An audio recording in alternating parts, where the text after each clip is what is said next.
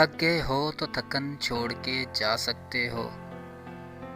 तुम मुझे वाक़यातन छोड़ के जा सकते हो।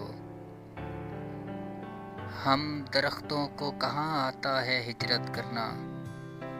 तुम परिंदे हो वतन छोड़ के जा सकते हो।